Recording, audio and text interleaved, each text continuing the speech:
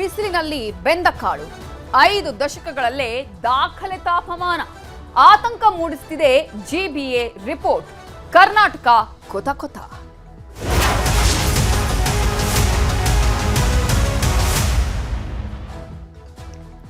ಬಿರು ಬಿಸಿಲಿಗೆ ಬೆಂದು ಹೋಗಿದೆ ಬೆಂದ ಕಾಳೂರು. ಹೀಟ್ ವೇವ್ ಹಿನ್ನೆಲೆ ಬೆಂಗಳೂರಿಗೆ ಈಗ ರೆಡ್ ಅಲರ್ಟ್ ಅನ್ನ ಘೋಷಣೆ ಮಾಡಲಾಗಿದೆ. 5-6 ದಶಕಗಳಲ್ಲೇ ಮೊದಲ ಬಾರಿಗೆ ಇಂತಹ ದಾಖಲೆಯ ತಾಪಮಾನ ದಿನದಿಂದ ದಿನಕ್ಕೆ ಏರಿಕೆ ಆಗ್ತಾ ಇದೆ. ಹೀಟ್ ವೇವ್ ನಿಂದಾಗಿ ಸಾಕಷ್ಟು ಅಪಾಯಕಾರಿ ಈಗ ಆರೋಗ್ಯದ ಮೇಲೆ ಸಮಸ್ಯೆಗಳು ಉಂಟಾಗ್ತಾ ಇರೋದನ್ನ ಕೂಡ ನಾವಿಲ್ಲಿ ಗಮನಿಸ್ತಾ ಇದ್ದೀವಿ. ಬೆಂಗಳೂರಲ್ಲಿ 41 ಡಿಗ್ರಿ ಸೆಲ್ಸಿಯಸ್ ತಾಪಮಾನ. ಜಿಬಿಎ ಅಧ್ಯಯನದಲ್ಲಿ ಆತಂಕಕಾರಿ ಮಾಹಿತಿ ಕೂಡ ಇದೀಗ ಬಹಿರಂಗವಾಗಿದೆ. ಬೆಂಗಳೂರಿನ ಕೆಲವೆಡೆ 40ರಿಂದ 40 ಡಿಗ್ರಿ ಸೆಲ್ಸಿಯಸ್ ತಾಪಮಾನ ಇರೋದು. ಜಿಬಿಎ ನಡೆಸಿದಂತಹ ಅಧ್ಯಯನದಲ್ಲಿ ಈ ಮಾಹಿತಿ ಬಯಲಾಗಿದೆ. ಹೀಟ್ ವೇವ್ ಸಾಕಷ್ಟು ಆತಂಕಕ್ಕೆ ಕಾರಣ ಆಗಿದೆ.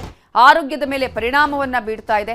ಜನ ಹೊರಗೆ ಹೋಗೋದಕ್ಕೆ ಸಾಧ್ಯ ಇಲ್ಲ ಅನ್ನುವಂತಹ ಪರಿಸ್ಥಿತಿಯನ್ನ ತಂದಿಟ್ಟಿದೆ. ಇಂತಹ ಸಂದರ್ಭದಲ್ಲಿ ಜನ ಸಾಕಷ್ಟು ಮುನ್ನೆಚ್ಚರಿಕಾ ಕ್ರಮಗಳನ್ನು ಕೂಡ ಕೈಗೊಳ್ಳಬೇಕಾಗತ್ತೆ.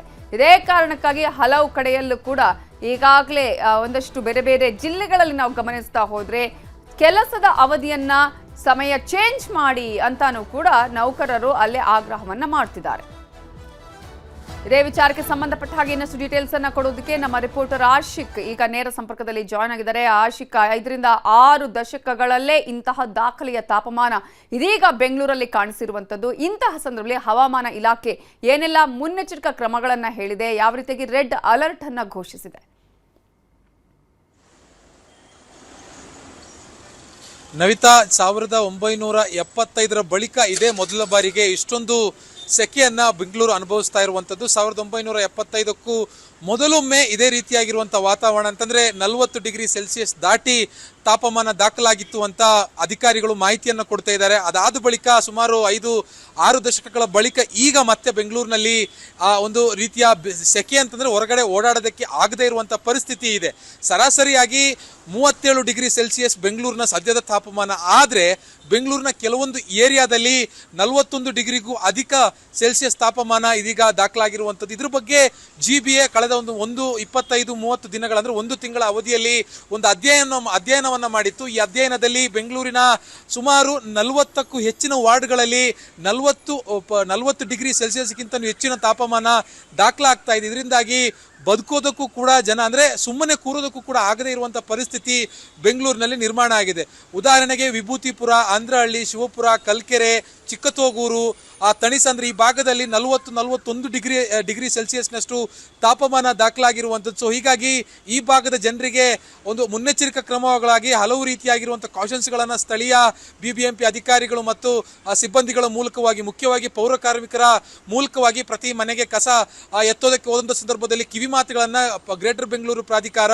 ಹೇಳ್ತಾ ಇರುವಂಥದ್ದು. ಇದು ಬೆಂಗಳೂರಿನ ಕೇಂದ್ರ ಭಾಗದಲ್ಲಿ ಹೊರತಾಗಿ ಬೆಂಗಳೂರಿನ ಸುತ್ತಲೂ ಅಂದರೆ 110 ಹಳ್ಳಿ ಏನು ವ್ಯಾಪ್ತಿ ಇದೆ, ಈ ಹಳ್ಳಿಯಲ್ಲಿ ಅತಿ ಹೆಚ್ಚು ಡಿಗ್ರಿ ಸೆಲ್ಸಿಯಸ್ ತಾಪಮಾನ ದಾಖಲಾಗ್ತಾ ಇರುವಂಥದ್ದು. ಬೆಂಗಳೂರು ನಗರದ ಒಳಭಾಗದಲ್ಲಿ 37-38 ಡಿಗ್ರಿ ಇದ್ದರೆ ಬೆಂಗಳೂರಿನ ಹೊರಭಾಗದಲ್ಲಿ 40-41 ಡಿಗ್ರಿ ಸೆಲ್ಸಿಯಸ್ನಷ್ಟು ತಾಪಮಾನ ಉಷ್ಣಾಂಶ ದಾಖಲಾಗ್ತಾ ಇರುವಂಥದ್ದು. ಇದಕ್ಕೆ ಮುಖ್ಯ ಕಾರಣ ಬೆಂಗಳೂರು ದಿನದಿಂದ ದಿನಕ್ಕೆ ಬೆಳೀತಾ ಇದೆ, ನಗರೀಕರಣಗೊಳ್ತಾ ಇದೆ. ಅತಿಯಾದ ನಗರೀಕರಣವು ಕೂಡ ಈ ಒಂದು ಪರಿಸ್ಥಿತಿಗೆ ಸದ್ಯಕ್ಕೆ ಬೆಂಗಳೂರು ತಲುಪಿದರಲ್ಲಿ ಪ್ರಮುಖ ಪಾತ್ರ ವಹಿಸ್ತಾ ಇರುವಂಥದ್ದು. ಮತ್ತೆ ಬೆಂಗಳೂರಿನ ಹಸಿರು ಹೊದಿಕೆಯು ಕೂಡ ಇಳಿಕೆ ಆಗ್ತಾ ಇದೆ. ಅಂತಂದರೆ ಮರಗಿಡಗಳ ಸಂಖ್ಯೆ ಇಳಿಕೆ ಆಗ್ತಾ ಇದೆ ಅಭಿವೃದ್ಧಿಗಳ ಹೆಸರಲ್ಲಿ. ಮತ್ತೆ ಅದನ್ನು ಸರಿಯಾಗಿ ನಿರ್ವಹಣೆ ಮಾಡದೇ ಹೆಸರುವಂತೆ ಮಳೆಗಾಲದಲ್ಲೂ ಕೂಡ ಮರಗಿಡಗಳು ಬಿದ್ದು ಅದರ ಸಂಖ್ಯೆಯು ಕೂಡ ಇಳಿಕೆ ಆಗ್ತಾ ಇರುವಂಥದ್ದು. ಮತ್ತೆ ಮುಖ್ಯವಾಗಿ ಪೆಸಿಫಿಕ್ ಮಹಾಸಾಗರದಲ್ಲಿ ನೀರೇನು ಬಿಸಿ ಆಗ್ತಾ ಇದೆ, ಏನು ಎಲ್ಲಿನೋ ಅಂತ ತಜ್ಞರು ಅದನ್ನು ಕರೆದಿದ್ದಾರೆ.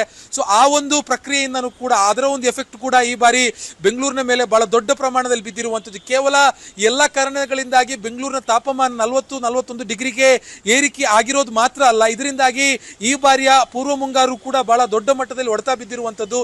ಉತ್ತರ ಕರ್ನಾಟಕದಲ್ಲಿ ಕನಿಷ್ಠ ಪಕ್ಷ ಕಳೆದ 1 ವಾರದಿಂದ ಮಳೆ ಆಗ್ತಾ ಇದೆ, ಪೂರ್ವ ಮುಂಗಾರು ಮಳೆ ಬೀಳ್ತಾ ಇದೆ. ಆದರೆ ಇಷ್ಟೊತ್ತಿಗೆ ಬೆಂಗಳೂರಿನಲ್ಲಿ ಸಹಜವಾಗಿ ವಾಡಿಕೆಯಂತೆ ಸಂಪ್ರದಾಯದಂತೆ ಪೂರ್ವ ಮುಂಗಾರು ಮಳೆ ಚುರುಕಾಗಬೇಕಿತ್ತು. ಆದರೆ ಇದುವರೆಗೂ ಕೂಡ ನಿನ್ನೆ ಒಂದು ಸ್ಪ್ರಿಂಕ್ಲಿಂಗ್ ಡೀಸೆಲ್ ಆಗಿರೋದಲ್ಲದೆ ಇದುವರೆಗೂ ಕೂಡ ಪೂರ್ಣ ಪ್ರಮಾಣದಲ್ಲಿ ಪೂರ್ವ ಮುಂಗಾರು ಕೂಡ ಬೆಂಗಳೂರಿನಲ್ಲಿ ಶುರುವಾಗಿಲ್ಲ. ಹೀಗಾಗಿ ಈ ಬಾರಿಯ ಮುಂಗಾರು ಮಳೆಯ ಮೇಲೂ ಕೂಡ ಈ ಒಂದು ವಾತಾವರಣ ಎಫೆಕ್ಟ್ ಹಾಕುವಂತ ಪರಿಣಾಮ ಬೀರುವಂತ ಬಹುದೊಡ್ಡ ಸಾಧ್ಯತೆಯನ್ನು ಹವಾಮಾನ ತಜ್ಞರು ವ್ಯಕ್ತಪಡಿಸ್ತಾ ಇರುವಂಥದ್ದು. ಸೊ ಹೀಗಾಗಿ ಕೆಲವೊಂದಿಷ್ಟು ಸಜೆಷನ್ಗಳನ್ನು ಕೂಡ ಗ್ರೇಟರ್ ಬೆಂಗಳೂರು ಪ್ರಾಧಿಕಾರ ಬೆಂಗಳೂರಿನಲ್ಲಿರುವಂಥ ಜನರಿಗೆ ಕೊಡ್ತಾ ಇದ್ದಾರೆ. ಮುಖ್ಯವಾಗಿ 12 ಗಂಟೆಯಿಂದ 4 ಗಂಟೆ ಅವಧಿ, ಮಧ್ಯಾಹ್ನದ ಅವಧಿ ಏನಿದೆ, ಈ ಅವಧಿಯಲ್ಲಿ ಯಾರು ಕೂಡ ಜಾಸ್ತಿ ಹೊತ್ತು ಅನಗತ್ಯವಾಗಿ ಓಡಾಡಬೇಡಿ ಅನ್ನುವಂಥ ಒಂದು ಸಲಹೆಯನ್ನು ಕೊಡ್ತಾ ಇದ್ದಾರೆ. ಮತ್ತೆ ದೈಹಿಕವಾಗಿ ಹೆಚ್ಚು ನೀರಿನ ಅಂಶ ಬೇಡುವಂತ ಸಮಯ ಇದು. ಹೀಗಾಗಿ ಹೆಚ್ಚೆಚ್ಚು ನೀರಿನ ಅಂಶ ಇರುವಂತ ಪದಾರ್ಥಗಳನ್ನ ಏನು ಸೇವಿಸಬೇಕು. ಜೊತೆಗೆ ದೇಹವನ್ನ ಡಿಹೈಡ್ರೇಟ್ ಆಗೋದಕ್ಕೆ ಬಿಡದೆ ಹೈಡ್ರೇಟ್ ಆಗಿ ಇಡೋದಕ್ಕೂ ಕೂಡ ಸಲಹೆಯನ್ನು ಕೊಡ್ತಾ ಇರುವಂತದ್ದು. ಎಲ್ಲ ಕಾರಣಗಳಿಂದನೂ ಕೂಡ ಇದೀಗ ಬೆಂಗಳೂರು ಏನು ಈ ರೀತಿಯಾಗಿರುವಂತಹ ಒಂದು ತಾಪಮಾನ ಏರಿಕೆಯ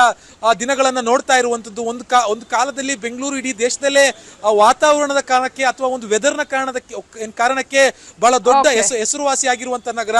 ಎಂತೆಂತ ಕಂಪನಿಗಳು ಬೇಸಿಗೆಗಾಲದಲ್ಲೂ ಕೂಡ ತಣ್ಣಗಿನ ವಾತಾವರಣ ಸಿಗುತ್ತೆ, ಎಂಪ್ಲಾಯಿಗಳಿಗೆ ಅನುಕೂಲ ಆಗುತ್ತೆ, ಕಂಪನಿ ನಡೆಸೋದಕ್ಕೆ ಅನುಕೂಲಕರ ವಾತಾವರಣ ಅನ್ನೋ ಕಾರಣಕ್ಕೆ ಬೆಂಗಳೂರಿಗೆ ಬರ್ತಾ ಇದೆ. ಆದ್ರೆ ಈಗ ಪರಿಸ್ಥಿತಿ ಆಗಿಲ್ಲ ನವಿತಾ. Thank you Ashik Mulki ಡೀಟೇಲ್ಸ್ಗೆ.